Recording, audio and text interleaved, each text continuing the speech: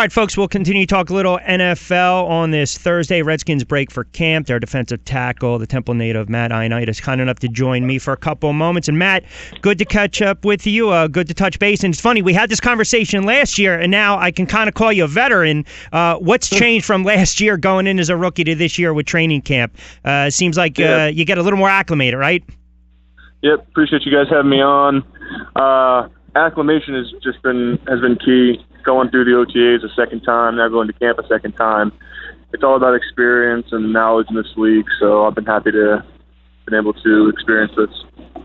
You know, you look at the defense as a whole, and look, there were some breakdowns last year in the defense, and you know this. There's always that need to get pressure on the quarterback. It's imperative. And I think for you guys, it's going to start with the front seven, and you guys really have to be disruptive. You added so much depth in the offseason. You draft Jonathan Allen. I ask you about him in a moment. But how much pressure is it on that front seven to really be disruptive this year, especially last year when, you know, the defense had its moments? I won't be able to speak for the front seven, but I know just in our defensive line room, we put the pressure on ourselves to exceed, and I can say that's something that every defensive line focuses on. How about, with some of the additions? And I thought the linebackers played exceptionally well last year. I mean, Compton and Foster, you guys signed Brown. I mean, you got some solid play there. Brown's a solid run defender, good covering and spacing, huge upgrade as well. You know, do you think on paper with this defense, some of the moves that you guys made, especially when you look at the NFC East, right? When you talk about some of the weapons that these teams have respectively, where do you look at the state of the defense right now going into this season? How confident are you guys? I feel very confident with this defense. We have a lot of playmakers and a lot of guys dedicated to the cause. When you look at, your position, we've talked about this before, whether it's a DT or you're comfortable at the nose, what were you able to take away from last year? You got your feet wet a little bit. You understood a little more of the game action. But what was your biggest takeaway going into your rookie year and then going into the offseason? Biggest takeaway would just be controlling what I can control. You can't control what's said to you, but you can control how you take it. You can't control what the other person's doing, but you can control how you react. So just control the controllables in this business.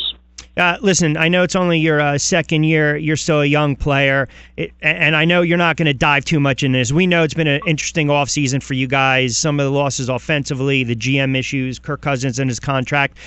Look, do guys really concern themselves with that kind of outside stuff, or when it's all said and done, training camp breaks, you guys just go out there and play? I can't speak for the team or anyone else but myself on this matter, but as for me, just focus on what you can control, and you focus on only the things that affect you as much as possible. What were your first impressions of Jonathan Allen?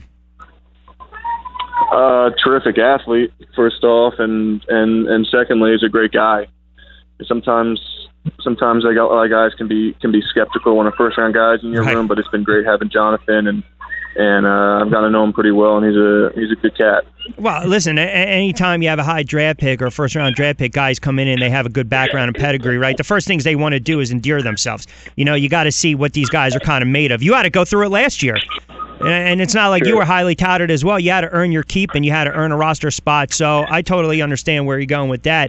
How about the makeup of the NFC East? Last year, late in the season, you guys had an opportunity. Tough loss against the Giants. The division was right there. The playoffs were right there. But overall, again, I'm not asking you to speak for the guys, but from yourself, when you look at this division, it's always additions. There's always subtractions. Do you guys feel as though, okay, we're going to be competitive this year, we should be right there with the rest of these teams? Yeah, I believe that. What's going to be the key to your success this year?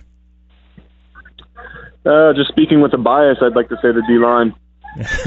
All right, simple answer. Listen, before I let you get out of here, we just learned one of the Ravens offensive linemen, John Urschel, a pretty smart kid, just retired at the age of 26 because of everything that's just come out regarding CTE. And I know a lot of the players have been talking about this, and I know you guys maybe not well entrenched or reading this kind of stuff, but is there any concern, young player like yourself, 6, 7, 8 years down the road playing in the NFL, with all these issues with the concussions and the studies that are coming out? Do you even worry about that?